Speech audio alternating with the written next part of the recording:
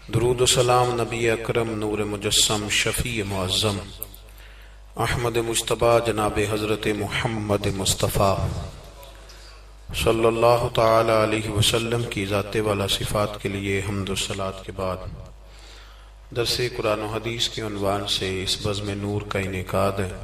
آپ کو انتظار کرنا پڑا، ہم کچھ رستہ بھول گئے تھے، یوں سمجھ لیں کہ آپ انتظار کرتے رہے اور ہم مجاہدہ کرتے رہے، مجاہدہ کر کے آپ تک پہنچے۔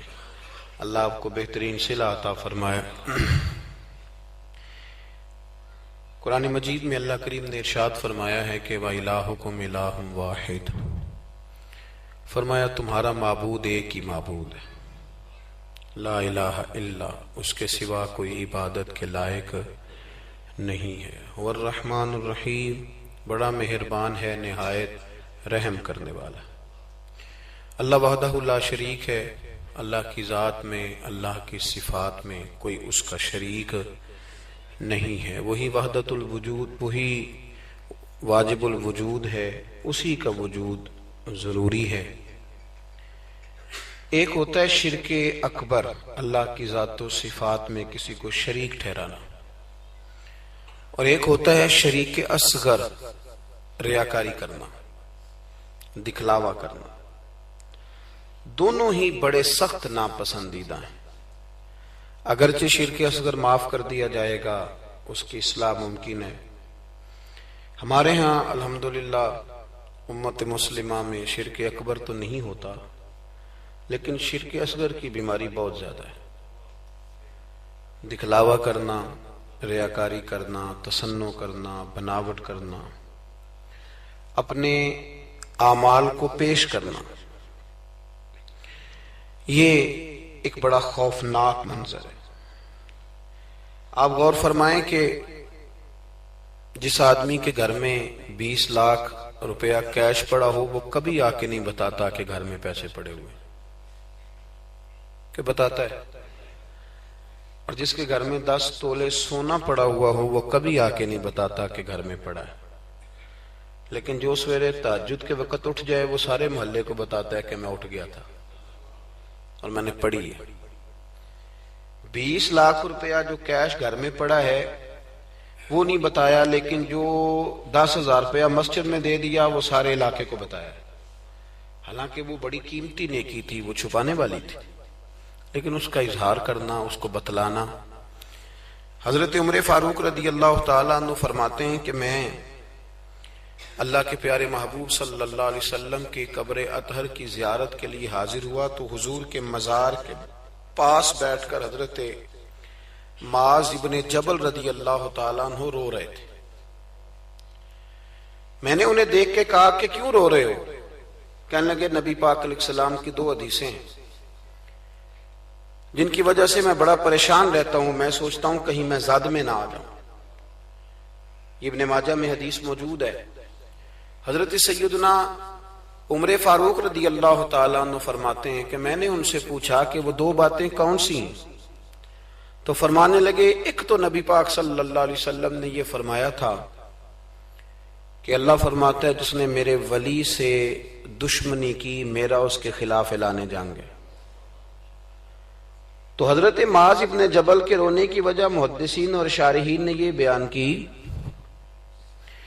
کہ وہ رو اس لیے رہے تھے کہ کیا پتہ چلے گا کہ اللہ کے بندوں میں سے ولی کون ہے، تو کہیں بھول کر بھی کسی کی بے ادبی نہ کر بیٹھوں، اس لیے وہ رویا کرتے تھے، ڈرا۔ یہاں تو لوگوں کو پتہ ہوتا ہے نا یہ ولی ہے اللہ کا، پتہ ہے نا لوگوں کو کہ داتا صاحب اللہ کے ولی ہے، خواجہ معین الدین اجمیری اللہ کے، حضرت بایزید بستامی اللہ کے ولی ہیں، حضرت جنید بغدادی اللہ کے، لیکن پھر بھی لوگ بے ادبی کرتے ہیں، پتہ ہے۔ چونکہ حضرت معاذ ابن جبل فرماتے مجھے پتہ نہیں، اس لیے ڈر لگتا ہے۔ اور دوسرا، حضرت معاذ، اس مسجد میں اذان ہوگی جی؟ یہاں اذان ہوتی نہیں، یہ جو ابھی ہونی ہے نا جی؟ جی ٹھیک۔ تو حضرت معاذ ابن جبل رضی اللہ تعالیٰ عنہ فرماتے ہیں دوسری یہ بات کہ نبی کریم صلی اللہ تعالیٰ علیہ وآلہ وسلم نے ارشاد فرمایا کہ تھوڑی سی ریاکاری بھی شرک ہے، تھوڑی سی۔ سیاستہ کی روایت درس کر رہا ہوں. یعنی یہ نہیں ہو سکتا کہ چلیں آپ تھوڑی سی کر لیں اور باقی سارے مخلص ہو جائیں، یہ نہیں فرمایا، بلکہ فرمایا تھوڑی سی ریاکاری بھی شرک، تھوڑا سا بھی دکھلاوا نہ کرو، تھوڑا سا. کیونکہ ذات الہی کے لیے جو کام کر رہے ہو وہ بندوں کو کیوں بتا رہے ہو؟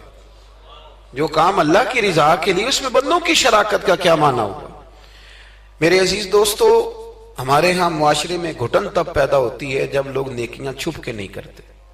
بہت سارے لوگوں کو نماز پڑھ کے بھی سکون نہیں ملتا، ذکر کر کے بھی سکون ہے، اس لیے کہ کہیں نہ کہیں ان کے دل میں یہ بات بیٹھ جاتی ہے کہ میں نفل پڑھنے لگا ہوں، اللہ کرے کسی کی نظر پڑ جائے اور وہ دیکھ کے کہہ دے کہ میں نہ، کیا میری بات، کیا میرا رویہ ہے. حضرت جنید بغدادی رحمت اللہ علیہ فرماتے ہیں کہ ایک شخص تھا میرے زمانے میں جس نے نیک بننے کے لیے نماز شروع کی اور بڑی پکی نمازیں پڑھتا تھا، لیکن جدھر سے گزرتا تھا لوگ کہتے تھے وہ دیکھو ریاکار جا رہا ہے، کیونکہ جس مقصد کے لیے کام کرتا تھا وہ عیاں ہو گیا. میرے پاس ایک دن آیا، کہنے لگا حضور نیک نامی کے لیے عبادت شروع کی تھی، الٹا بدنام ہو گیا ہوں. آپ فرماتے میں نے اسے کہا تو لوگوں کی طرف سے امید اتار کیوں نہیں دیتا کہ لوگ تیری تعریف کریں گے؟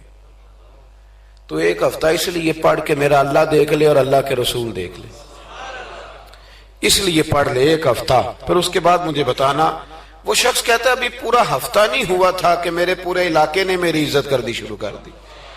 اخلاص بڑا ضروری ہے. آپ یقین کریں اب تو یہ جو ہمارا مذہبی ماحول ہے نا، اس کے اندر بھی آپ کبھی اشتہار پڑھیں تو ایک صدارت ہوتی ہے، ایک سرپرستی ہوتی ہے، ایک نگرانی ہوتی ہے، ایک خصوصی تعاون ہوتا ہے، ایک مہمان خصوصی ہوتا ہے، ایک فلانے صاحب ہوتے ہیں، ایک فلانے صاحب ہوتے ہیں. تو کئی دفعہ بندہ سوچ میں پڑ جاتا ہے کہ یار حد ہو گئی ہے، اس گاؤں میں صرف 6 ہی بندے ہیں، یہی صرف قابل بندے تھے جن کے نام لکھ دیے گئے، اور پھر جس کے پاس نوٹوں کی دتھی ہوتی ہے اس کا فرنٹ سیٹ پہ اس کا نام لکھا ہوا ہوتا ہے، وہ آگے ہوتا ہے. ایسے تو نہ کریں آپ. اخلاص دیکھیں نا، جو بندہ ویڈیو میں آ گیا اس کا تو سب کو پتا چل گیا کہ محفل میں آیا ہوا تھا، تو جو ویڈیو میں نہیں آیا اس کا بندوں کو پتا چلے نہ چلے، رب رسول کو تو پتا ہے نا کہ آیا ہوا تھا. آپ کی اس محفل کا مہمان خصوصی پتا کون ہے؟ بتا دوں؟ میں نہیں، میں تو سیدھا سٹیج پہ آیا ہوں، سٹیج تو سیدھا گاڑی میں جاؤں گا.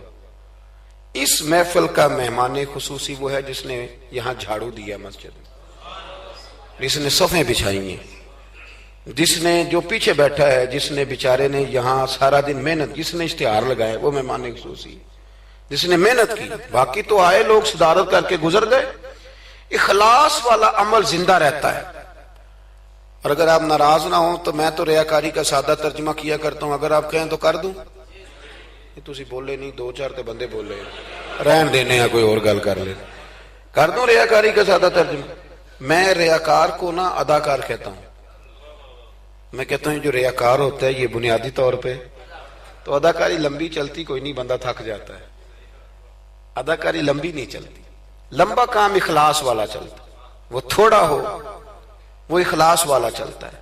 خلوص کا معاملہ کریں بھئی، کچھ کام تو ایسے کریں جو فقط اللہ اور اس کے رسول کی رضا کے لیے، اور ان کو چھپائیں کہ کوئی بندہ دیکھ نہ لے، چھپا کے رکھیں. مخلص فی الدین، اللہ کی رضا کے لیے. حضرت سیدنا عثمان غنی رضی اللہ تعالیٰ عنہ نے نا سید عائشہ صدیقہ رضی اللہ تعالیٰ عنہا کو نے ایک ملازمہ دی تھی، خادمہ کا. اماں جی یہ آپ کے کام کاج کر دے گی سارے، یہ آپ کو بہت ساری جو چیزوں کی ضرورت ہوگی فراہم کریں گی، کپڑے دھویا کریں گی، جھاڑو دیں گی، روٹی پکا کے. ایک خادمہ دی، کنیز دی. وہ کنیز کہتی ہے کہ میں تو گئی تھی حضرت عائشہ کی خدمت کرنے، اور وہاں منظر یہ تھا کہ جناب عائشہ میرے بھی سارے کام کر دیتی تھی. وہ روٹیاں پکانے کھڑی ہوتی تو 2 روٹیاں مجھے بھی پکا دیتی. وہ کپڑے دھونے کے لیے کھڑے ہوتی تو کہتی لا تیرا دوپٹہ میں بھی دھو دیتی ہوں. وہ میرے سارے ہی کام کر دیتی. لیکن جب کوئی دروازے پہ بھیک مانگنے آتا نا تو جناب عائشہ صدیقہ مجھے پیسے دے کے کہتی جاؤ اسے دے آ. تو میں عرض کرتی کہ اماں جی سارے کام آپ میرے بھی کر دیتی ہیں، اور جب باہر کچھ دینے کی باری آتی ہے تو آپ مجھے بھیجتی ہیں، تو اس میں کیا حکمت ہے؟ تو جناب عائشہ صدیقہ رضی اللہ تعالیٰ عنہ کی سوچ دیکھیں. پھر لوٹے میرے دوست، دیکھیں